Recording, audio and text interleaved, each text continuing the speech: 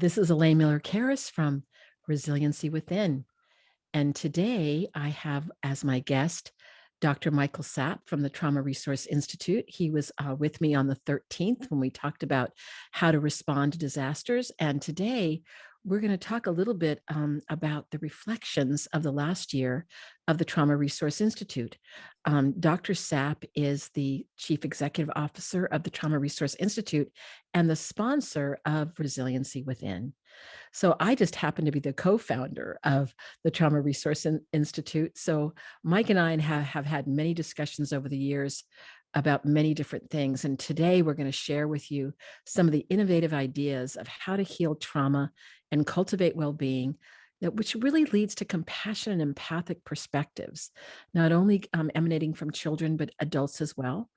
And we're going to discuss the global reach of the Trauma Resource Institute and how our workshops have been delivered to diverse groups, including the Navajo Nation, the University of Calgary, Harvard University, Wake County Schools, the Centers for Disease Control, Covenant House, which is a major provider for people who are unhoused in the world, just to mention a few. And some of you may be thinking, oh my goodness, there's a lot of diversity in the workshops that you do for so many different groups.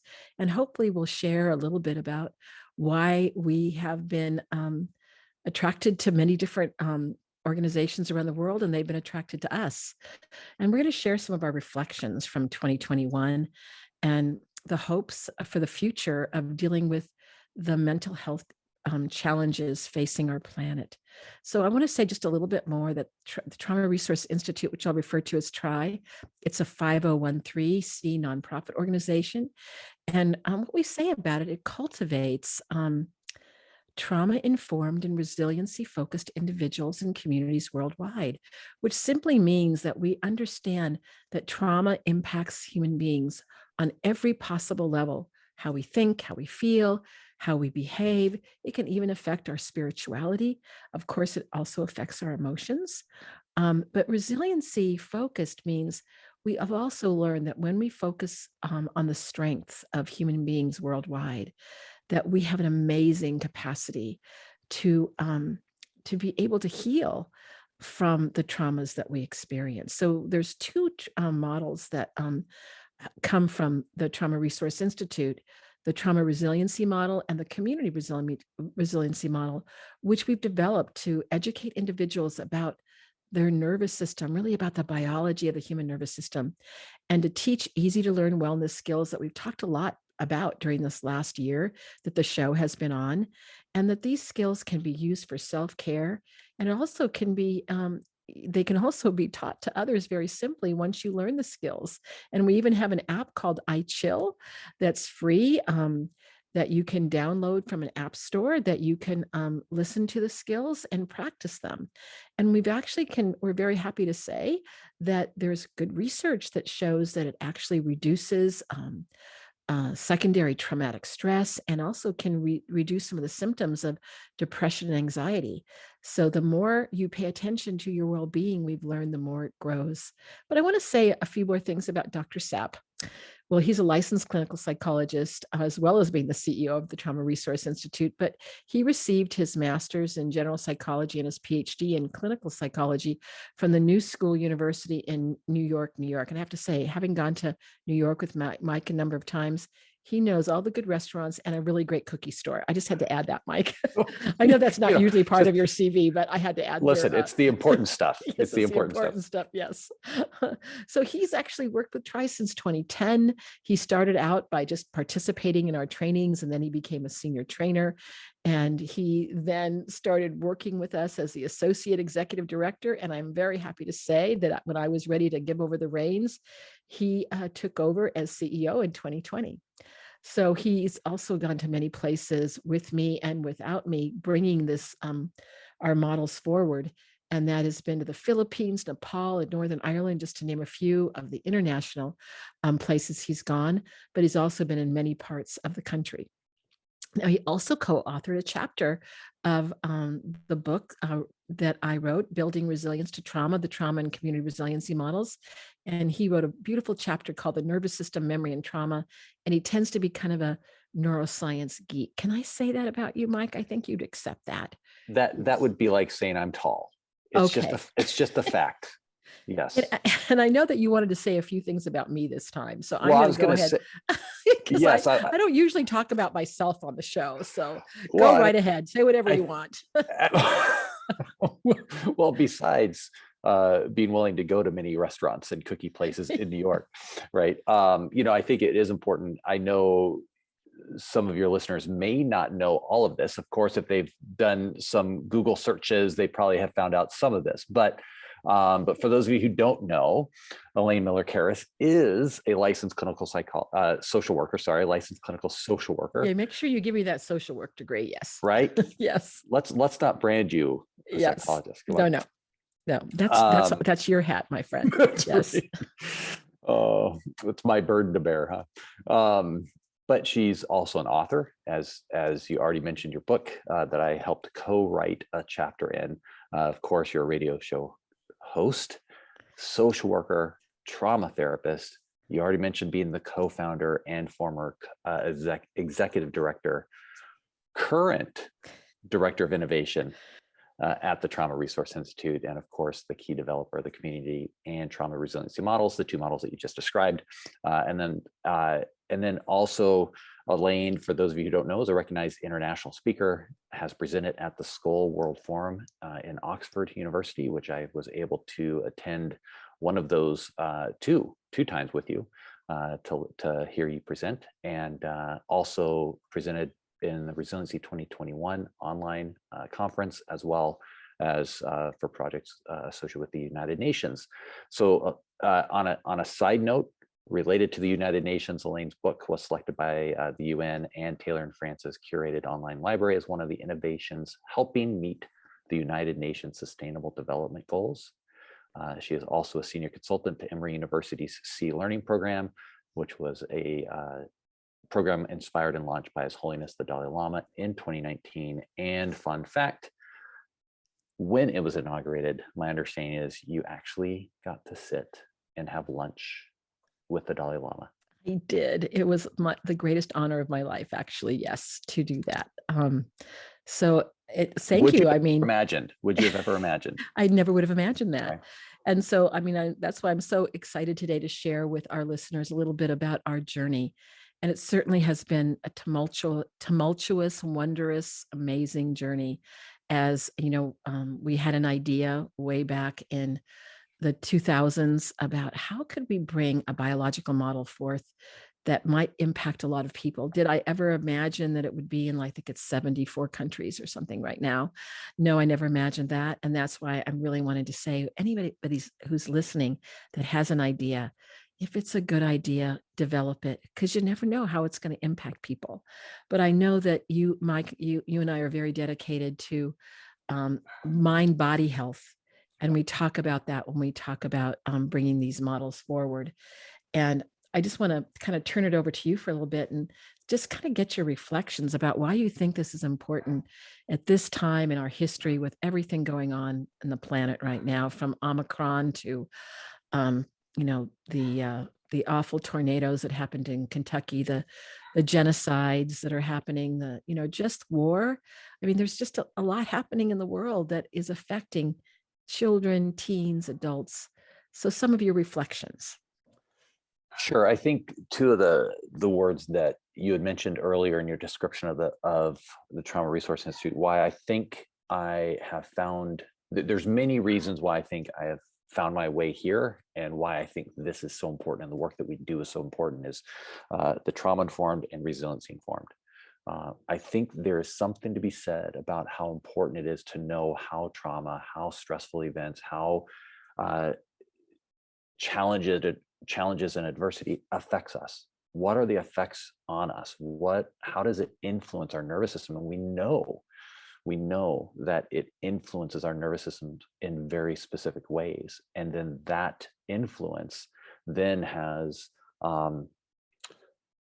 outcomes behaviorally, cognitively, in our thinking, spiritually.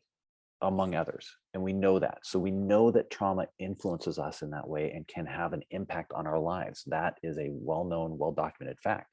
But if we just stop there, that would be helpful. It would be helpful to know, and it is helpful to know how trauma influences and affects our nervous system. But if we just stop there, I feel like that's just half the battle. That's just half the equation. For me, the natural next question is, now what? And so the now what for me is the resiliency informed. How is our nervous system, how is our body, how is our brain, our spirituality designed to help us engage those challenges, move through those challenges?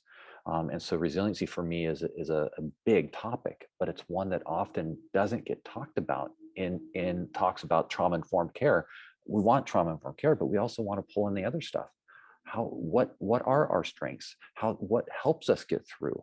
And I think what I've seen over my life, especially so in the last 2+ years, is wave after wave after wave of indicators of suffering and distress, whether it's oppression that we're seeing, whether it is climate change events, whether it is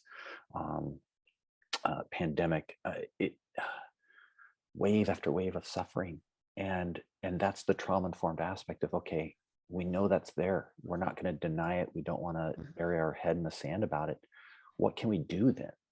And the other piece is, what else is also true for me is, what are the things that we do to help each other? What are the things we do to help alleviate that suffering? Well, and Mike, I'm going to ask you something personal, because I Absolutely. know that you've been through a very difficult few weeks, that one of Yeah. your best friends, your next door neighbor, Yeah. sadly died from COVID. He was about your same age. You grew, Yep. you raised your kids together. You still have a sophomore in high school and a senior. And I believe that Don had a senior in high school as well. Junior in high school. A junior in high school. So, So I'm just wondering, knowing that you've also been a support to the family and been there to hold space with them, and your own family. I'm just wondering, just kind of using the concepts that you just talked about. So what has helped you get through these last few weeks, knowing that it's been a very difficult time? I think a number of things have helped me get through. And I think when it really boils down to, for me, I know my faith, my family has been huge. To be able to observe how my family has interacted with their family and help support their family in their loss. Yes, it is a huge loss for us, but we also recognize, if it's a huge loss for us, it's exponentially worse for them, right? And so to see how my wife has cared for our next door neighbor and his wife and in her loss, how we've tried to care for and provide support for their kids. He had 3 kids that have survived him. One is I believe a senior in college, one a freshman, sophomore in college, and the other is the junior in high school. And to see how my sons have reached out. Someone had coordinated a GoFundMe page to help with costs in support of their the memorial services and funeral services, and among other things. And it was just cool to see, without us even asking, my 17-year-old contribute $20 to that out of his own money. And I just go, apple doesn't fall far from the tree. Knowing you, of course, your sons are going to do that, Mike. So, I know you shared something to me too, because I didn't know Don, and you shared with me his humor. I don't know. And when you would tell me about it, I know that there were tears times, and we acknowledge and embrace those tears in the models that we bring forward, but we also talk about what was true about Don in his life. Right. So can you just say a couple things about him? No, I appreciate that, because I think that's the piece that, before I knew these models, before of course I would sit with someone in their grief, and myself, I would sit with my grief. I wouldn't shy away from it necessarily, but I also would find times of, well, what do I ask people? What can I say to people? I want to be present with them, but what kind of questions can I ask? Because I don't want that person to be the elephant in the room that no one talks about either. And so the question for me is, what are some of the memories you have with this person? that question I often will ask myself. And so I know that we've talked about that, and just little things like that have been so powerful in this grief, to be able to say, you know what, I'm going to be sad, I'm going to grieve, but part of the grief is also being able to experience the memory and remember and sit with the joy that I also had with this person.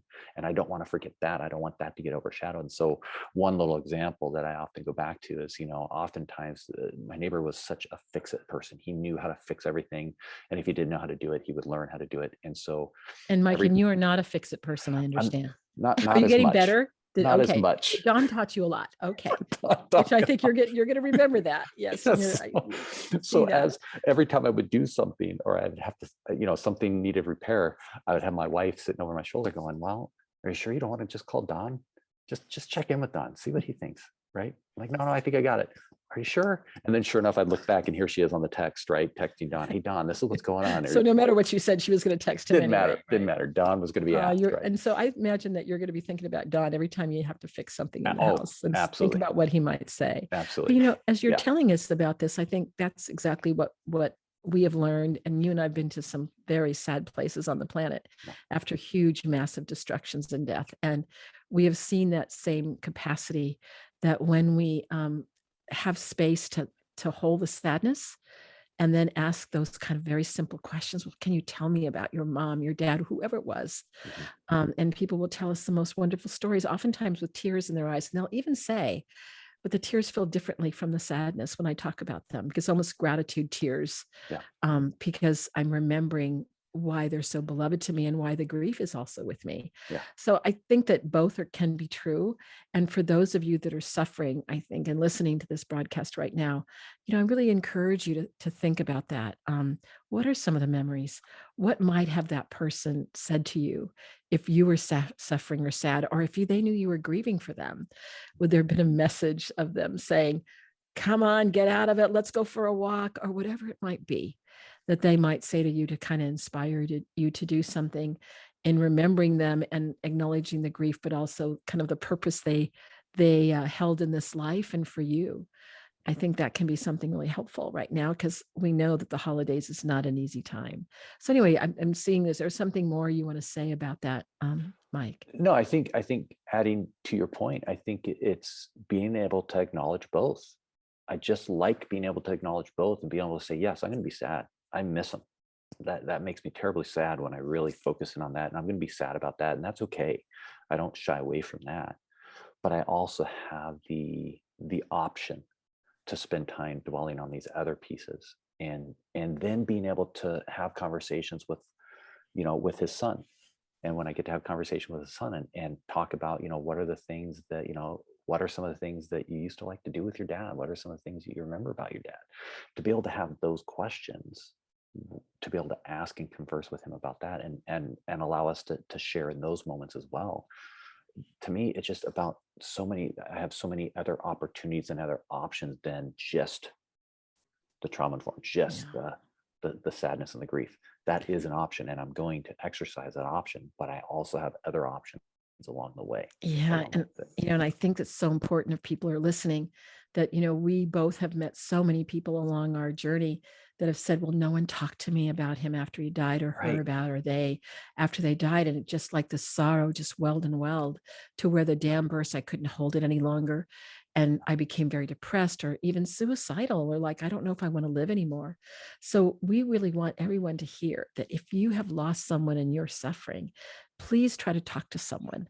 Reach out to a good friend, someone who can be there and listen. Sometimes it's, finding a therapist in your community, and you certainly can contact the Trauma Resource Institute. We have a list of therapists that we can refer you to. But for many people, they've told me, I started listening to the iChill app and practicing the skills.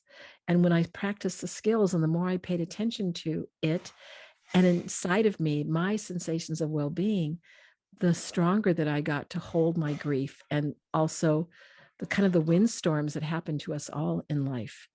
So haven't we heard that a lot? I don't know if there's any particular story that's coming to mind from you of all the travels that we've had and the different places where we've been.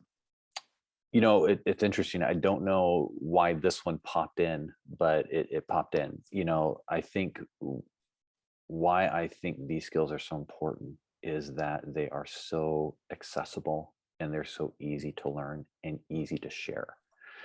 So I remember I went over a year after, I think, your initial training in Nepal after the earthquake. I believe it was in, don't quote me on the year, Don't quote me either, but it 2015, was 2016, I believe. 2016. I 2017. think Yeah, you're right. yeah, yeah. So I think I went a year later in 2017, and did a follow-up with the people that you helped train. And I remember talking with one person in particular where they said that a native Nepalese, and she talked about having learned these skills to help her, and how helpful it was for her to help regulate her nervous system and feel like she could um, experience joy again, even amongst all the loss that she experienced. And she had in her work, what I forget what capacity she worked in, she came across someone talking about one of the UN workers that had traveled to Nepal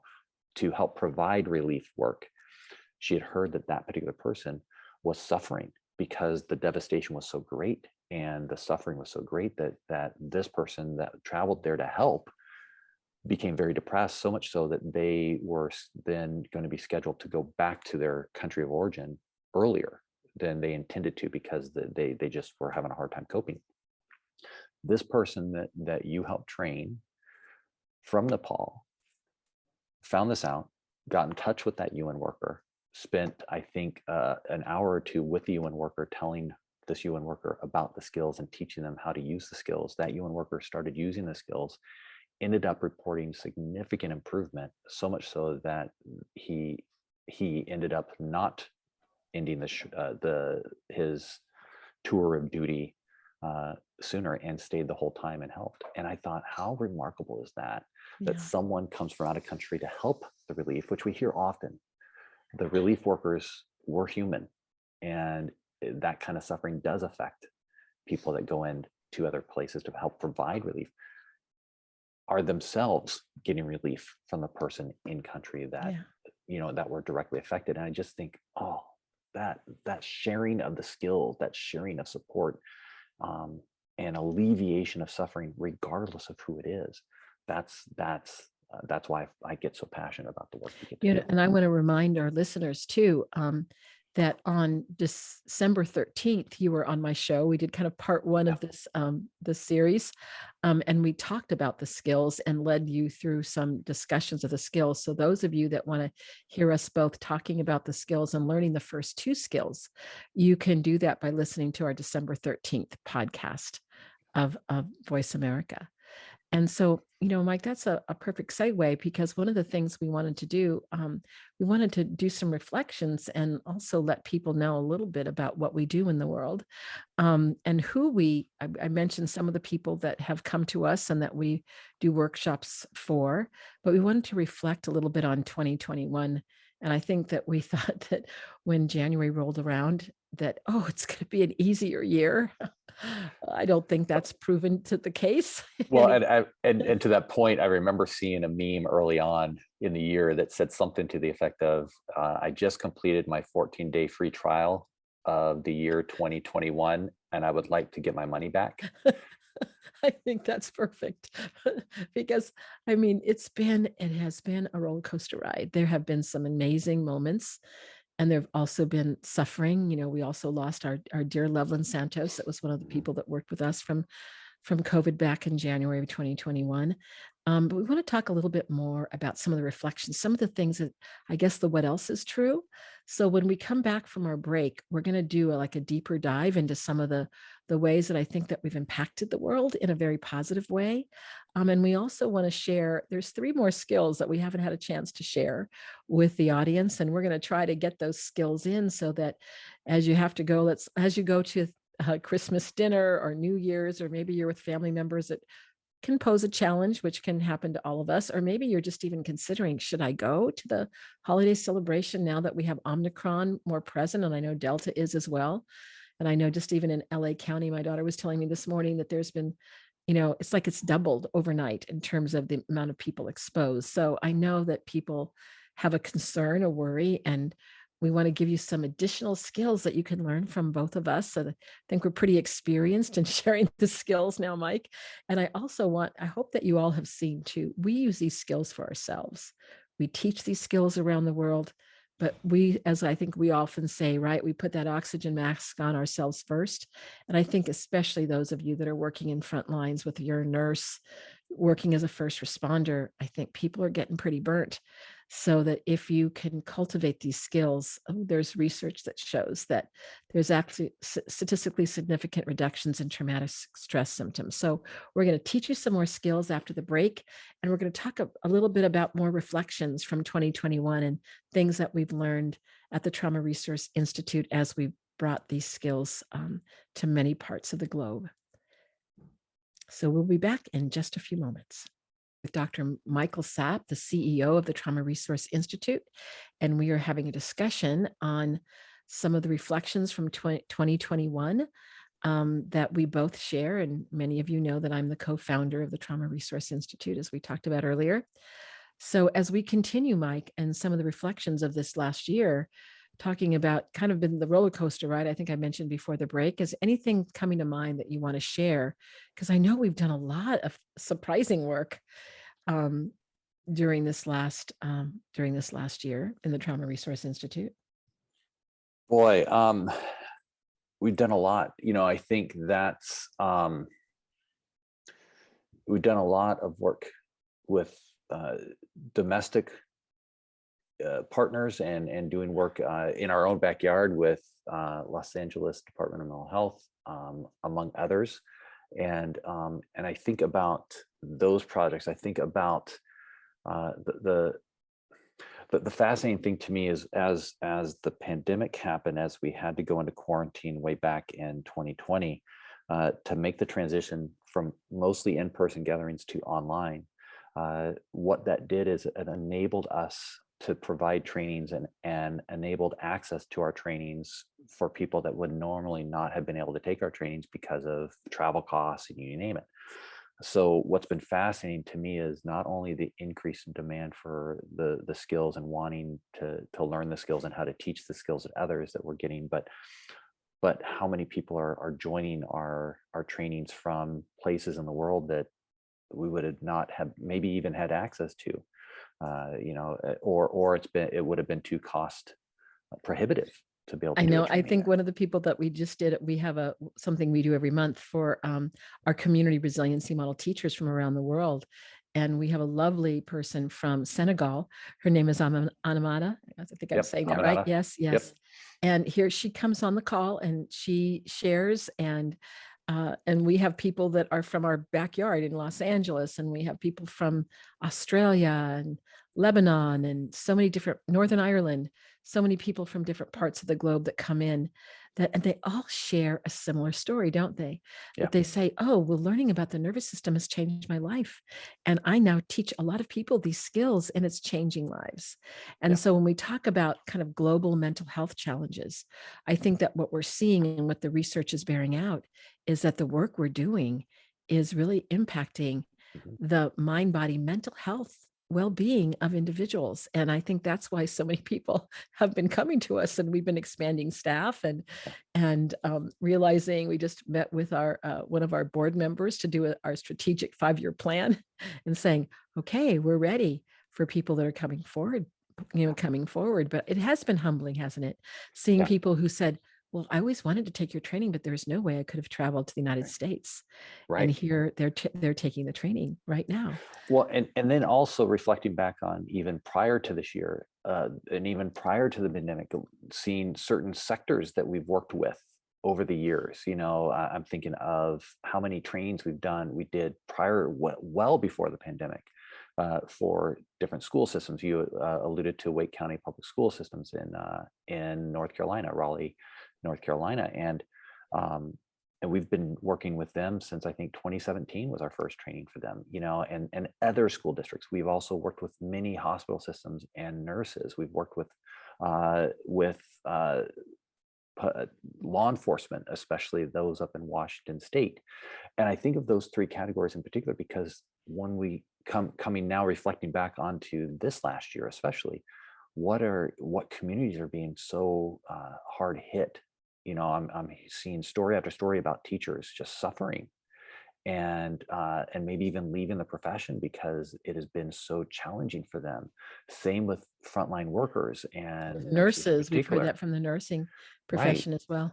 And so to see that it's just interesting. I don't know what to make of it. It's just interesting to see how much work we did over the years with those sectors in particular. And now we're in this time where those sectors are really Well, and experiencing I'm some demand. coming to mind is there's a young man named Adrian Acosta, Yeah. and we met him right before the pandemic started, and that was the first training we did for Los Angeles County mental health.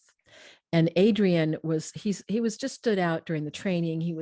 He learned the CRIM skills and could teach them back so well.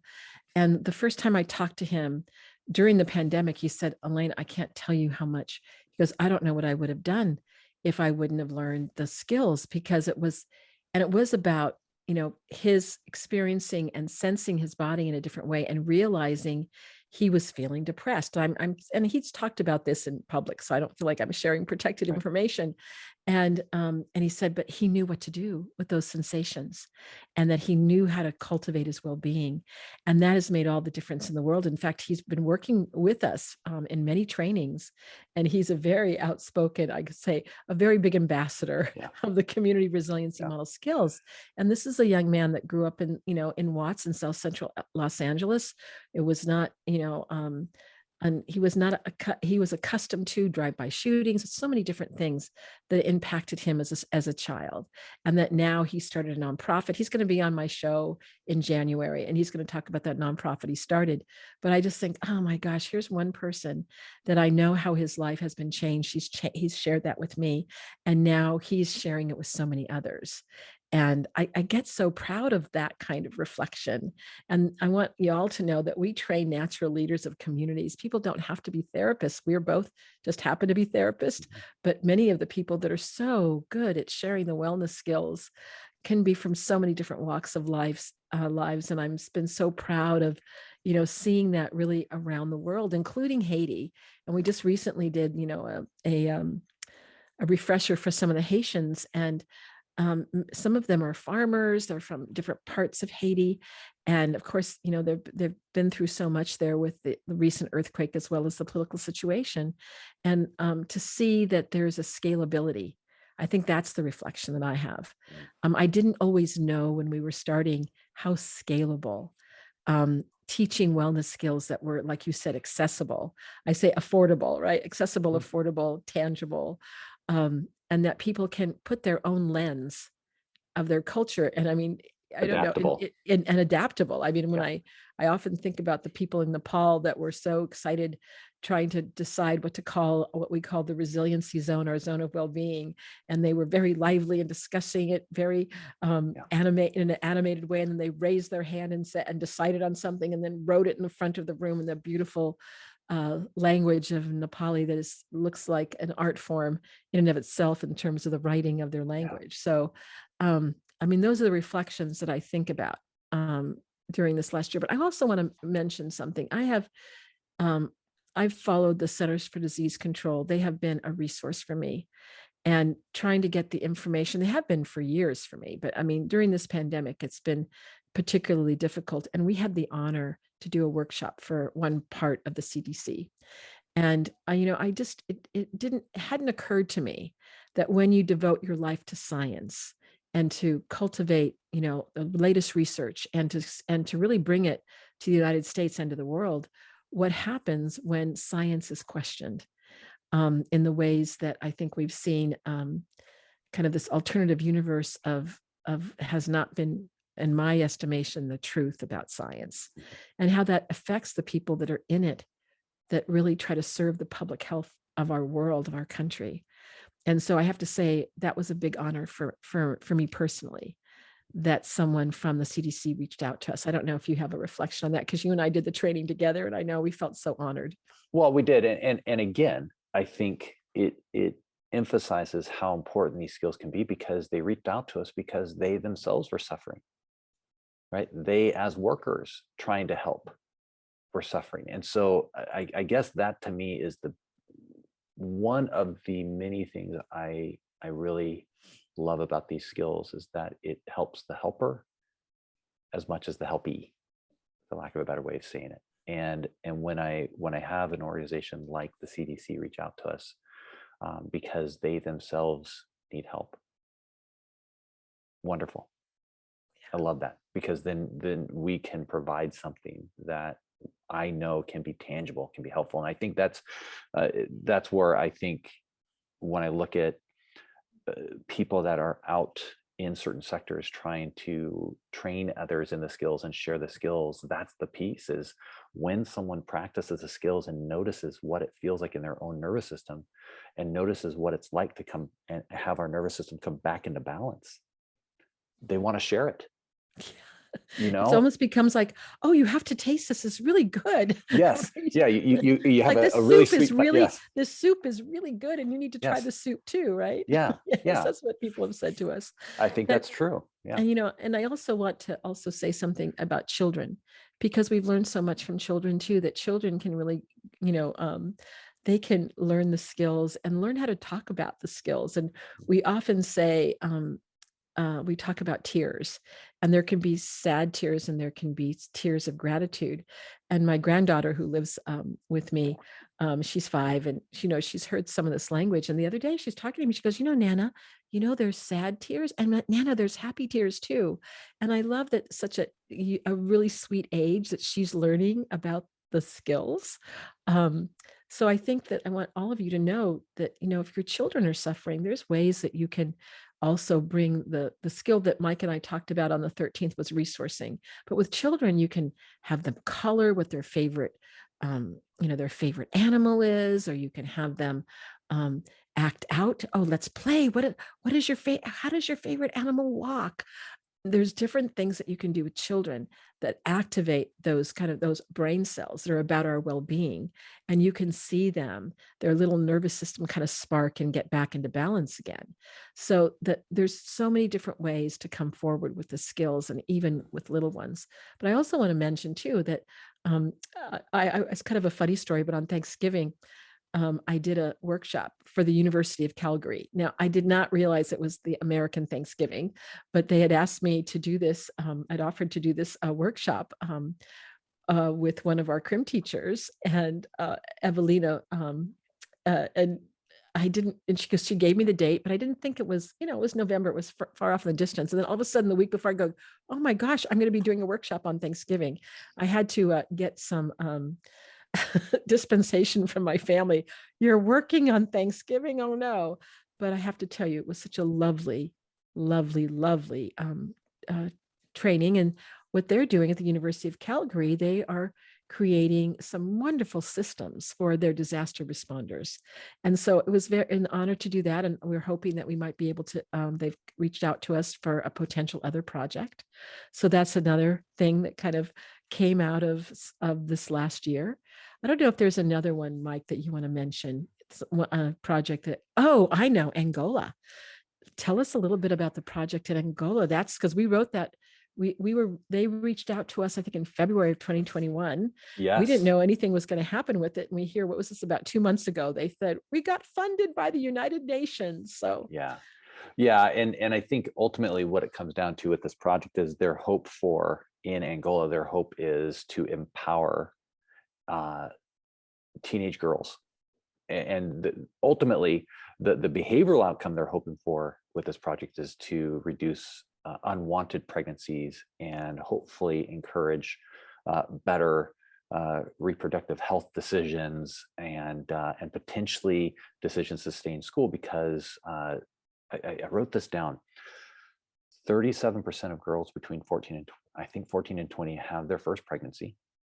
75% of girls start primary school. Only 15% of those girls finish secondary school, according to some of their statistics. And so they're hoping to provide a project, and this project is hopefully helping empower teenage girls to make to have options, to have choices, and to exercise choices. And so they brought us in to help teach, to create 50 CRIM teachers that then will also train and provide CRIM workshops to create what they're hoping for, 125, what they call social,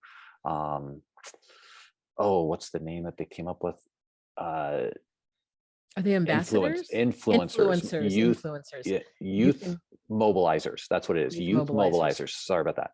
And those are going to be CRIM guides. Well, they learn the skills, and then they will go out into various communities and share the skills along with the 50 CRIM teachers. And so they're trying to just provide this as a tool, CRIM as a tool, to help empower. And I think that's and that's a word that I've often come to when I do these trainings, is there's an empowerment of these tools. These skills help empower people, help provide options and choices where they may not see options and choices. And I think that has been that project I'm very excited about. That's coming in 2022. Right.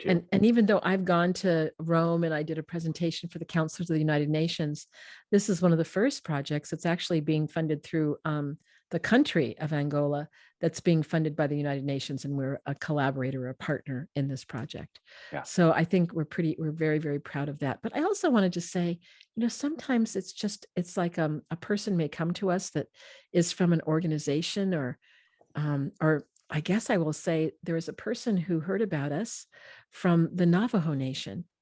And I especially have great fondness for the Navajo Nation. We have many indigenous tribes within the Americas, but I was so lucky to be exposed to the Canyon de Chelly, which is a very holy place for the Navajos.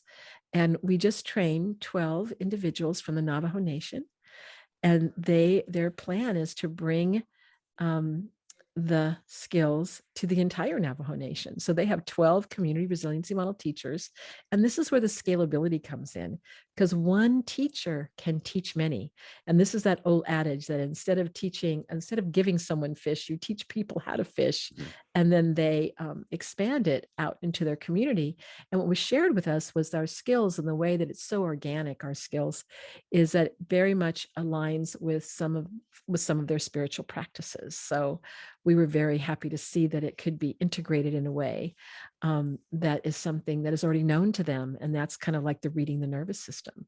That is a key part of what we do. But, Mike, I did also want to pause to see if there's any more, because I want to teach a couple skills before we leave today. So we've been talking about skills and going, well, okay, let's talk. Let's hear about some of them. Well, at least maybe we can give them a couple more today. Sure. All right. Are you ready for that? Absolutely. Okay. All right. Well, I'm going to just share my screen here, and we're going to take a look at some of these skills. And I think that the skill that we want to talk about, this could be especially helpful as people are coming into the new year. And that is what we call, I guess, the help now strategies. And this is a skill to use if you're really way out of, like so upset and angry that we call it the high zone. And maybe you're you feel like you want to say things that probably are not the best to say to other people, or you're so disconnected and depressed. And they're pretty simple. So Mike and I are just going to read through them pretty quickly. And so this gives you an idea. So the first one, have a drink of water or juice or tea. Just go into your kitchen, take a drink, and notice, not a drink, I'm talking about water, juice or tea, and just even notice it going down your throat and what that feels like. That sometimes will give you that little pause. Sometimes a deep breath comes in, and you can feel just a little bit better. So Mike, what else can they do? Or maybe touching a surface just to see the sensory experience of that surface. Is it hard? Is it soft? Is it rough? Is it, and it could be, sometimes we have our wonderful furry little pets that can be a surface that we touch and notice the texture. Yes. And this is one of the ones I use a lot, actually, putting my hand on a table if I'm getting upset. And I've practiced it so much, my breath comes in, and then all of a sudden I'm calmer, and I can speak now from a more reasonable part of myself. And the other thing that I can do very simply, and people don't even know I'm doing it, if I'm getting upset, I can just look around the room and pay attention to anything that catches my attention. It might be something on the wall. It might be a color. It could be all different kinds of things. for any one of us, we could even be outside and we're noticing a tree or we're noticing a flower. And all of a sudden that attention going to something else besides the distress can actually help me come back into my zone of well-being. And then I can be more communicative about what may have been bothering me. Or maybe even just looking around and naming 6 colors that we see right now. Similar to looking around the room, looking around the space that you're in, or even if you're outside. I mean, this is the beauty of it, is you can look wherever you are and just name 6 colors and see, again, seeing what you notice as you name those 6 And colors. this is one that I hear people use, especially with kids. Oh, well, what yeah. are the colors in the room right now? Oh, look at, there's pink. Can you see pink? What about yellow? And all of a sudden the child gets more into their zone. Or maybe and, a variation, right, of what things in this room can you find that are red? What are things that you can find that are yellow? You know, there's all sorts of variations. You know, now that I'm thinking about this, when I was a kid, we used to do this. We didn't know it was a help now strategy, but we would be in the car. And I'm sure we were driving my parents crazy, and they'd go, okay, let's find all the Yes. Volkswagens on the road. And we'd have to say the word divot, divot, divot, divot. And that's what we were doing. We were focusing our attention away from pushing each other and being, you know, how kids are in the backseat of a car when you're on a long trip. And this next one too, Mike, is just counting backwards from 20. That focus of attention, 20, 19, 18, just going back downwards. And again, you're focusing something that's going to actually affect your nervous system. And how about this one, Mike, the next one? Or paying attention to the temperature in the space that you're in. Again, is it cool? Is it warm? Is it hot? Is it cold? And also what about the sounds in the room or outside? Like I can hear, oh, it's raining a little bit. So I can hear soft rain outside the room. And all of a sudden you can feel just a little bit better. This is a good one. Yes, this is a good one because, just getting up and maybe walking around the room or walking around the space that you're in, or if you're outside and just noticing our feet making contact with the ground. And, you know, I like to combine this one, to be honest. I'll get up and I'll walk, I'll pay attention to the feet as I walk and I feel my feet on the ground, but then I also notice some sounds. I start to notice the temperature. I may even look around and see what things I can pay attention to in the space I'm in. So it's fun for me. What I love about these skills is you can mix and match and combine, but even just paying attention to every step and feeling the ground beneath my feet can be really, really stabilizing. Well, the same thing is that, you know, using the large muscles of our arms and legs. Actually talked about this last week when I had Jen Burton on the show, but that can also be something that's very helpful. Call it a help now strategy. And, you know, pushing, you know, with all your might against a wall, you know, just a kind of a slow push, but pushing it and really feeling your muscles. And that also can help regulate the nervous system. Yeah. And so those are like 10 help now strategies. We probably could think of more, but there's also another skill that many people may have heard about, but it's just called grounding. And it's just as you're sitting wherever you are, maybe you're in your car, maybe you're at home laying down, it's grounding just means a direct contact of the body with a surface. So what we've learned is that gravitational security is foundational to be to feel better in mind, body, and spirit. And we can actually feel safer inside of ourselves when we can ground. And some of us who've had a lot of trauma, we can kind of feel like we're floaty all the time. Sometimes people have said to me, you know, I never feel my feet on the ground when I'm sitting down. So you might even want to put something heavy on your lap that might help you. And that can be another helpful way to ground. But when you're grounded in the present moment, you're not thinking about the past or the future. You're just right here with us right now. And Mike, can we ground in different positions? Very different positions, laying, walking, like we already talked about, standing against a wall, floating in water. Thank you for those of you who we trained in the Philippines for pointing that out. Yes. Sitting on a chair, sofa, or ground. Yeah. And so, so what's important then is I'm just going to ask you for just a moment for our listeners to just notice where they are. And just for a few moments to just bring your attention to what part of your body is making contact with the surface. So just kind of bring your attention to that. And then I'm going to invite you to notice as you pay attention to that is, what do you notice on the inside about your breathing, your heart rate, your muscle tension or relaxation? Just see what happens inside your body. And for some of you, as you quiet your nervous system, sometimes you can feel a little bit of pain or discomfort. If that's your experience, try to draw your attention to someplace inside that feels a little better. Sometimes it's even drawing your attention to a place that feels neutral, where you're not feeling any sensation. I know sometimes I go to my nose or my ears if I'm feeling like distress in my belly or someplace else. But just notice the shift inside when you bring your attention to someplace inside that feels better. And then just continue to notice what's happening inside. And I'm also going to invite you to notice your feet and how your feet may be making contact to the ground. Yes. All right. So just take a moment more and just notice the changes have happened since we started. And that's grounding. So, Mike, anything you'd like to say about grounding? No, I know we're coming to the end here. Yeah, let's see how we're doing. Oh my we have- goodness, yes, we are. So we are going to obviously we taught you two skills today.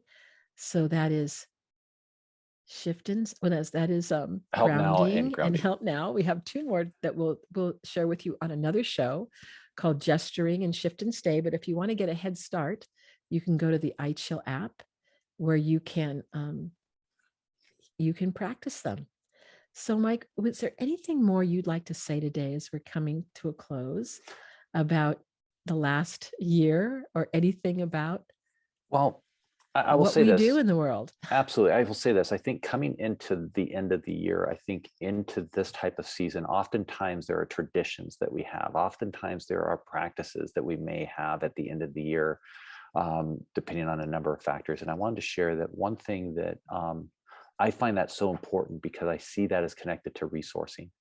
And when we do things like those practices and those traditions, whether as a family, I was thinking about what you were saying about how we can share these skills with children. I think that's what some of these traditions do automatically. When we have certain holiday traditions or certain family traditions or certain religious practices, sacred practices, these are things that are resourcing for us, can be resourcing for us. And so I just wanted to share that our neighbor had brought over an ornament and said, Dawn always does this every year, buys this type of ornament. So we bought one for you and your family, and we're gonna just to say thank you for the help that you provided. And I thought, I get to have that as a resource now. Yes. And then consider their tradition as a resource now I get to share it.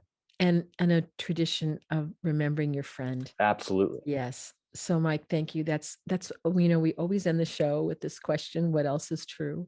Yeah. So with all the suffering, you're going to look at that ornament and think of all the goodness and the humor in Dawn. Absolutely. So as people are entering the new year, we wish you the very best. Thank you so much for having us come into your homes, into your cars, into your businesses over the last year. And we thank you so much from the bottom of our hearts. And we wish you goodwill and joy and happiness.